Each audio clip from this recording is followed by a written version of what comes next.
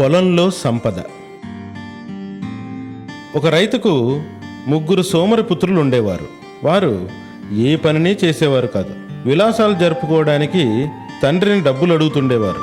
తండ్రి వారికి బుద్ధి నేర్పాలని నిశ్చయించుకున్నాడు.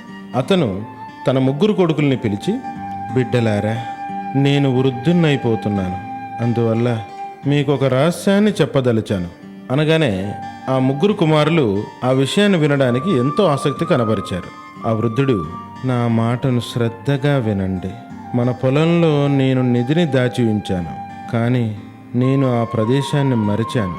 ఎక్కడైతే నిధిని దాచానో ఇప్పుడు ఆ ప్రదేశం గుర్తులేదు. మీరంతా కలిసి పొలాన్ని దున్ని నిధిని వెలికి తీయండి అనగానే సోమరిపోతులైన ఆ 3 కొడుకులు మరుసటి రోజు భూమిలో గుంతలు తీయడం మొదలుపెట్టారు.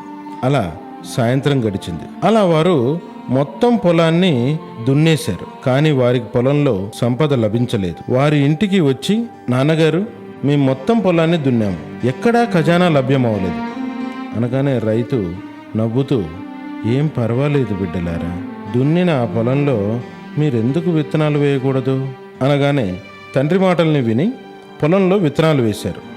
కొన్ని వారాల తర్వాత వర్షం కూడా సకాలంలో కురిసి విత్తనాలు మొలకెత్తి త్వరగా పెరిగి వరి పంట పండింది. అప్పుడు రైతు, పుత్రులారా, మీరు వెంటనే పంటను మార్కెట్లో అమ్మండి, ఆ వచ్చిన ధనాన్ని నా వద్దకు తీసుకుని రండి అనగానే వాళ్ళు పంటను అమ్మేశారు. దాంతో వచ్చిన ధనాన్ని తండ్రి వద్దకు తీసుకొచ్చారు. అప్పుడు ఆయన, బిడ్డలారా, నేను మీతో చెప్పిన నిధి ఇదే. ఈ నిధి మన పొలం మట్టిలోనే దాగి ఉంది. మీ శ్రమ వల్లనే ఇది బయటకు వచ్చింది. ప్రతి సంవత్సరం ఇలాగే మీరు నిధిని బయటికి తీస్తారని నా ఆశ అన్నాడు. నీతి: శ్రమయే నిజమైన నిధి. 2 మేకలు.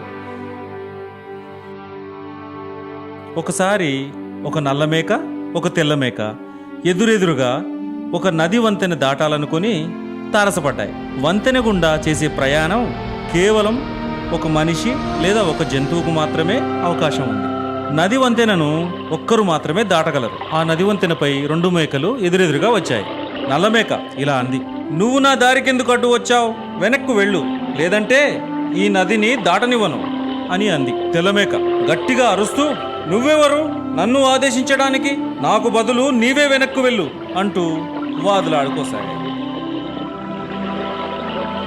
అది కాస్త పెరిగి పెద్ద కొట్లాటగా మారి ఆ 2 మేకలు వాడి కొమ్ముల్ని విసురుకుంటూ కుమ్ముకుంటూ పట్టుదప్పి నది నీటిలో పడి చనిపోయాయి.